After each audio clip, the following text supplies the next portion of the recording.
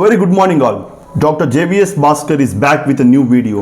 ఈరోజు మీరు చూడండి, ఫ్యామిలీ రిలేషన్షిప్స్ అయినా, పర్సనల్ రిలేషన్షిప్స్ అయినా, ఫ్రెండ్స్ అని ఈరోజు మీరు చూడండి చాలా వెరీ రేర్గా చాలామంది విడిపోతుంటున్నారు. రిలేషన్షిప్స్లో చాలా బ్రేకప్స్ వస్తున్నాయి. సో ఎందుకు ఈ బ్రేకప్స్ వస్తున్నాయి? కేవలం ఒకే ఒక రీజన్. ఆ reason by the end of the వీడియోలో చెప్తాను. సో రీసెంట్గా కొత్తగా పెళ్ళవి దాదాపు 1 year అవుతుంది.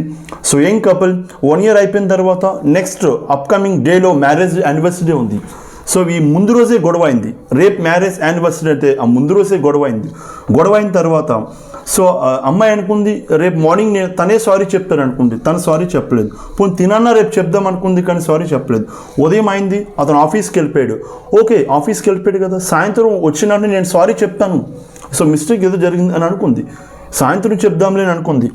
సో అలా అనుకుని ఆఫీస్కి వెళ్ళిపోయాడు. సో తనకి ఒక మ్యారేజ్ యానివర్సరీ కదా, కొన్ని ఎక్స్పెక్టేషన్స్ ఉంటాయి. సాయంత్రం వస్తాడు, ఇలా డిన్నర్ ప్లాన్ చేద్దాం, బయటకు వెళ్దాం, బొకే తీసుకొస్తాడు అని అనుకుంది. సో ఆఫీస్ అయిపోయింది, సాయంత్రం అయిపోయింది. వచ్చిన తర్వాత నేను సారీ చెప్తానని అనుకుంది. అతను ఈవినింగ్ ఆఫీస్ అయిపోయింది, సాయంత్రం ఇంటికి వచ్చాడు, బొకే పెట్టుకున్నాడు. సో వచ్చిన వెంటనే లోపలికి వెళ్ళాడు. సో తను ఫోన్ వచ్చింది సడన్గా. ఫోన్ వచ్చిన వెంటనే తన ఫోన్ బెడ్రూమ్లో ఉంది. బెడ్రూమ్లో ఫోన్ తీసుకుంటే చెప్పండి సార్ ఎవరంటే, పలానా పోలీస్ స్టేషన్ నుంచి మాట్లాడుతున్నాను మేడం, ఇక్కడ మీ హస్బెండ్ చనిపోయి ఉన్నాడు. ఆమె షాక్లో ఉంది. ఏంటి సార్ మా హస్బెండ్ చనిపోవడం ఏంటి, ఇప్పుడే కదా వచ్చాడు అని చెప్పింది.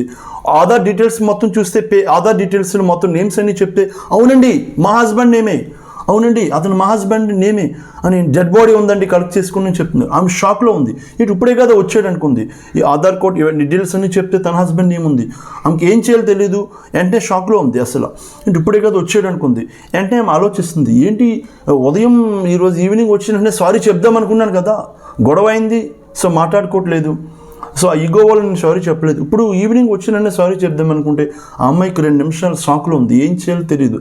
ఎవరైనా కనీసం చనిపోయే ముందు ఒక్కరోజైనా కడసారన్నా చూసి మాట్లాడి అనుకుంటారు జనరల్గా, బట్ లాస్ట్ సారైనా మాట్లాడాలి అనుకుంటారు. సారీ చెప్పలేకపోయింది. సో వెంటనే అతను సడన్గా బాత్రూమ్ నుంచి బయటకు వచ్చాడు. ఏమైందంటే ఫోన్ వచ్చిందండి ఇప్పుడే పోలీస్ స్టేషన్ నుంచి. సో మీరు చనిపోయారని చెప్తున్నారు, మీ ఆధార్ డీటెయిల్స్ కరెక్ట్గా ఉన్నాయి, అంతా కరెక్ట్గానే చెప్తున్నారు.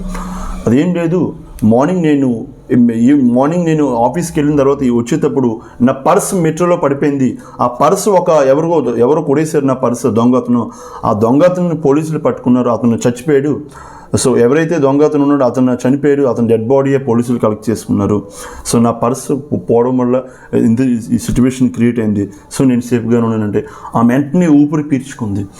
ఆ క్షణం ఆమె ఎంత ఆలోచించిందంటే, టైమ్ గాడ్, ఈరోజు నాకు దేవుడు సెకండ్ చాయిస్ ఇచ్చాడు. అందరికీ సెకండ్ చాయిస్ ఇవ్వకపోవచ్చు. సో వెంటనే సారీ చెప్పింది. సో చేసిన మిస్టేక్ నా ఈగో ఉండకూడదు. ఆ రోజు నుంచి కూడా ఆమె ఎప్పుడు ఈగోస్కి వెళ్ళలేదు. సో వెంటనే సారీ చెప్పింది. సో మన లైఫ్లో అలా అందరికీ సెకండ్ చాయిస్ రాదు. దేవుడు అమ్మాయికి సెకండ్ చాయిస్ ఇచ్చాడు.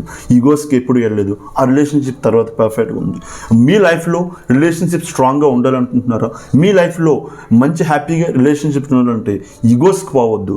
సో హ్యాపీగా ఉండండి. ఏదైనా జరగకూడని మిస్టేక్ జరిగితే, మిస్అండర్స్టాండింగ్ జరిగితే తనే ఎందుకు సారీ చెప్పాలి, నేనే చెప్పాలని ఇమీడియట్గా చెప్పండి. రిలేషన్షిప్ హ్యాపీగా ఉండాలంటే ఈగోలు అండ్ రిలేషన్షిప్ గడపండి. Thank you all.